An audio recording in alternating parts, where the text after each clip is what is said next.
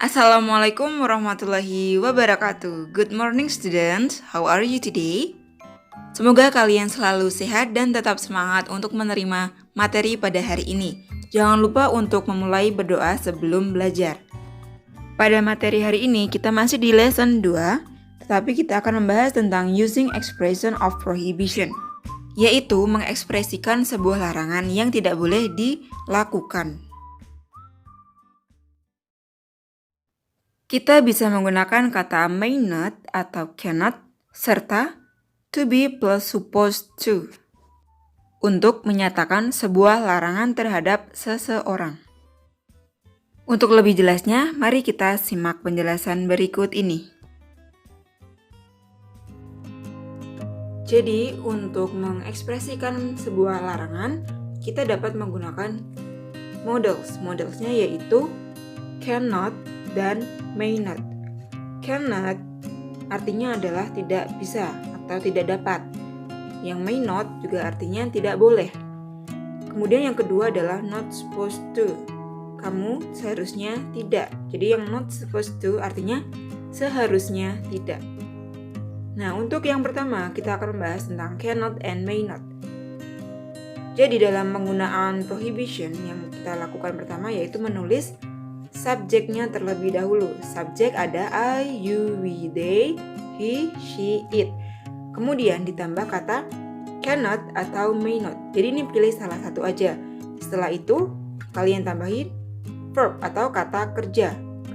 Kata kerja yang pertama ya, bentuk pertama. Kemudian objek atau keterangan yang lainnya. Contohnya seperti ini. Di sini subjek ya, subjeknya you, yaitu kamu. You may not park here. Kamu tidak boleh parkir di sini. Kemudian yang kedua, you cannot go swimming. Kamu tidak bisa pergi berenang. Nah, ini salah satu contoh untuk sebuah larangan. Jadi larangan itu sesuatu yang tidak boleh dilakukan. Kemudian lihat lagi, ingat-ingat yang kita awali dengan subjek. Ya, subjek ada I, you, we, they, he, she, it. Kemudian cannot atau may not. Kemudian adalah verb base, kata kerja. Nah, di sini kata kerjanya ada park, yaitu berparkir, dan go. Go itu pergi. Nah, kemudian objek atau keterangan di sini ada here, di sini atau swimming. Gitu. Nah, yang kemudian yang kedua kita menggunakan not supposed to, yang artinya tidak seharusnya. Untuk yang kedua, kita akan tulis subjek terlebih dahulu. Kemudian di sini ada to be. Nah, to be-nya di sini ada is, am, atau are. Tergantung subjeknya ya. Masih ingat gak kemarin-kemarin? Nah, kemudian setelah to be ada kata not supposed to, tidak seharusnya. Selanjutnya ada kata kerja pertama, lalu objek. Jadi di sini perbedaannya hanya ada kalau yang cannot dan may not itu tidak menggunakan to be, sedangkan kalau yang supposed to itu harus menggunakan to be. Jadinya you are not supposed to park here. Kamu seharusnya tidak parkir di sini. Kemudian you are not supposed to go swimming. Kamu seharusnya tidak pergi berenang. Jadi kita bisa menggunakan keduanya. Boleh pilih salah satu, tapi tergantung nanti soalnya apa gitu ya. Kalau semisal ada to be-nya dulu, semisal kan mengisi melengkapi kalimat. Contoh, you are bla bla bla bla park here. Nah, bla bla bla-nya itu kalian isi apa? Not supposed to atau cannot.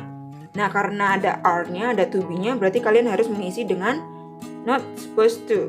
Kalau semisal dia setelah subjek tetapi tidak ada to be, berarti kalian isi dengan cannot atau may not, gitu ya. Untuk lebih jelasnya lagi, lihat writing bagian halaman 14 bagian I ya, itu yang pertama. Nah, bisa kita lihat di sini, ini merupakan salah satu contoh soal. Contoh soalnya seperti ini. Tersedia sebuah kalimat, Vera is dashing across the road. Artinya apa? Vera menyeberangi jalan dengan berlari. Gitu. Jadi Itu kan sesuatu hal yang tidak boleh ya. Kalau kita menyeberang jalan kan tidak boleh berlari, tetapi jalannya cepat, tidak lambat-lambat juga ya. Kemudian di sini ada percakapannya. Di garis bawahi, you may not dash across the road. Kamu tidak boleh berlari menyeberangi jalan. Why? Vera menjawab why. Why itu artinya kenapa? Kalian menjawab it's dangerous. Itu berbahaya. Gitu ya. Jadi kasih alasan kenapa kok aku nggak boleh berlari saat menyeberang, karena bahaya. Terus kasih saran, you should walk briskly across the road. Kamu seharusnya berjalan cepat menyeberangi jalan. Gitu ya. Jadi tidak berjalan lambat, tidak berlari, tapi jalannya cepat melihat waktu gitu ya. Nah, selanjutnya kalian mengerjakan latihan soal di halaman 15 ya. Di halaman 15 kita lihat. Oke, untuk contoh soal. Untuk soal nomor pertama ya, saya contohkan. Yang pertama ini tersedia kata Donna is riding a bicycle on the road. Donna sedang mengendarai sepedanya di jalan. Nah, kemudian di sini ada percakapannya. You cannot bla bla bla bla. Jadi ini diisi apa? You cannot, kamu tidak bisa apa gitu ya, diisi terkait dengan pernyataan yang ada di sini. Kalau tadi kan Vera is dashing across the road, jadi jawabannya adalah you may not dash across the road. Nah, jadi kalau ini apa? You cannot ride ya, karena di sini reading katanya.